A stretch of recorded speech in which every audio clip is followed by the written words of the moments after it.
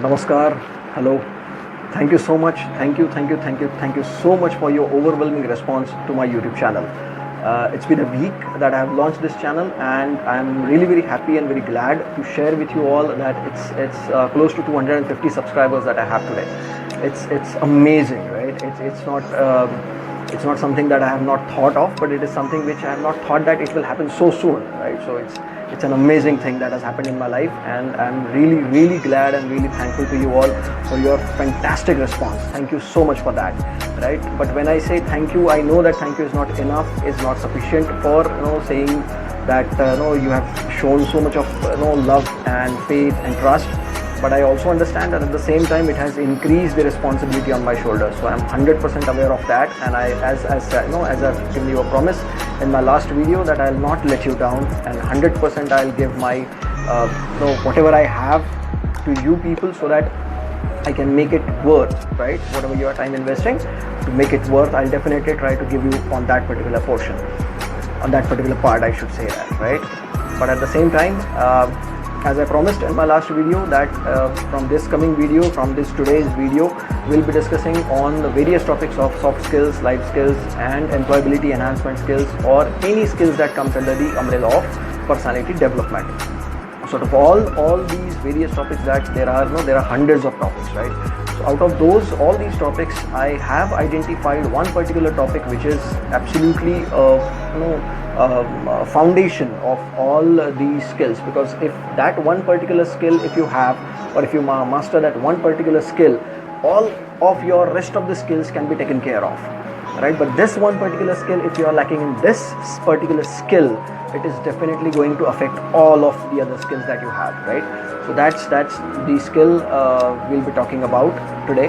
And yes, it's the right skill that you have identified. It's the confidence building, right? So to begin with and to start with, how does that happen? How does a person increases his confidence, or how the confidence is built? It's very simple.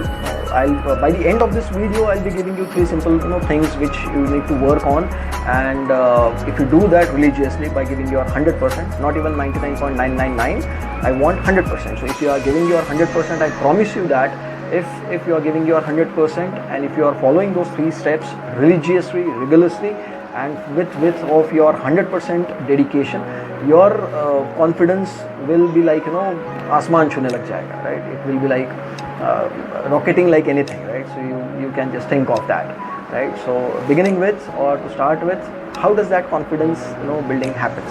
So I know there are hundreds and thousands of people who are talking about this particular skill. So how what different I'll be giving you. So rather than going into any of the rocket science concepts or processes, I'll be giving you a very simple, basic, an example of your own life, right? जब हम छोटे थे, जब हम बच्चे हुआ करते थे, और हम लोगों को लगता था कि यार बच्चे हैं, बैठे हैं एक जगह पे, काफ़ी देर से बैठे हैं और बैठे बैठे बोर हो गए, क्या करना चाहिए, तो आज कुछ नया करके देखते हैं, राइट? छोटे बच्चे जिनको चलना भी नहीं आता, you might have already seen those kind of kids, right? वो छोटे बच्चे क्या करते हैं, राइट? वो आइडेंटिफाई करते हैं कि आसपास में कोई एक चीज़ पड़ी होगी जिसको देख करके उनको लग जाती है, हाँ यार ये एक चीज़ नहीं दिख रही है, इसको कुछ अलग से करके देखते हैं, और वो उस चीज़ के पास जाते हैं, उसको पकड़ के देखते हैं, और उसको पकड़ के वो महसूस करते हैं कि अच्छा ये थोड़ी मजबूत चीज़ लग रही है, थोड़ा देखते हैं यार अपनी बॉडी से टच किए हुए थोड़े से पैर नाम की कोई एक चीज़ है जिसके ऊपर हम लोग शायद बड़े बड़े लोग हमको दिख रहे हैं जो चल भी रहे हैं, तो मैं अब तक ये बैठ के क्या कर रहा हूँ, मेरे पास भी तो पैर दिए हुए हैं, लेकिन मैं अब तक इसका इस्तेमाल मैंने तो अभी तक किया नहीं है, so what should I do?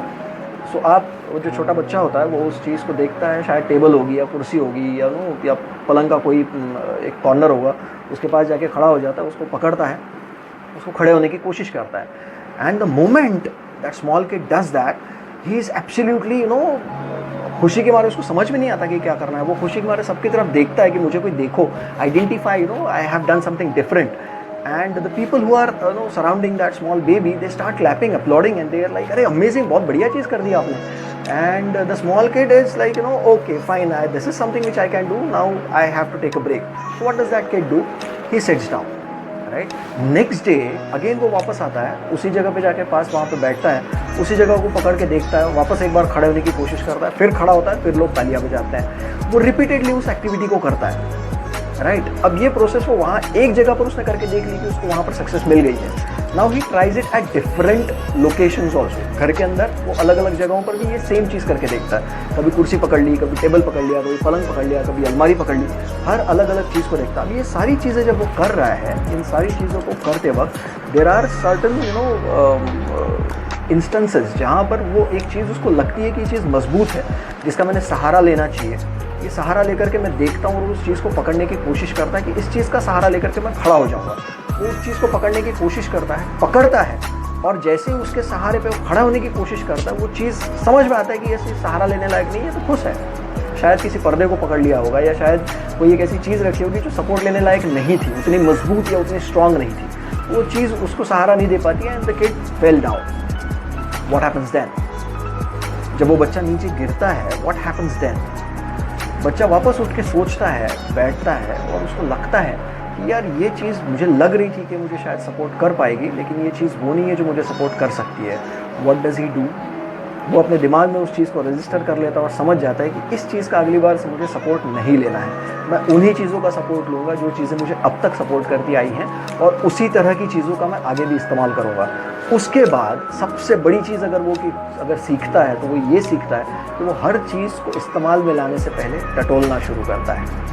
Right, तो if he goes to plastic का chair, if he goes to plastic का स्टूल, तो पहले उसको देखेगा, छुएगा, देखेगा कि क्या मैं इसका सपोर्ट ले सकता हूँ। अगर उसको लगता है कि यह काफ़ी मजबूत है, यह सपोर्ट मिल सकता है, तो उस सपोर्ट को लेने की कोशिश करता है। प्लास्टिक का स्टूल होगा या प्लास्टिक की चेयर होगी, तो शायद इनिशियली पहले सपोर्ट मिले, लेकिन उतना मजबूत सपोर्ट उसको नहीं मिल पाता है, तो उसके बाद भी उसको टटोलना शुरू करता है। It's a process, this happens with everyone, right. मैंने भी शायद अपने बचपन में यही किया। मेरी माँ, मेरे पिताजी मुझसे यही बताते कि बेटा यही लर्निंग प्रोसेस होती है। मैं किसी को आगे बढ़ते हुए देखता हूँ तो मैं इसी तरह से देखता हूँ, अपने बच्चे को मैं यही चीज़ करते हुए देखता हूँ। आई एम 100% श्योर आपने भी इस चीज़ को कहीं ना कहीं होते हुए ज़रूर देखा होगा, right. Now how it is related to your confidence.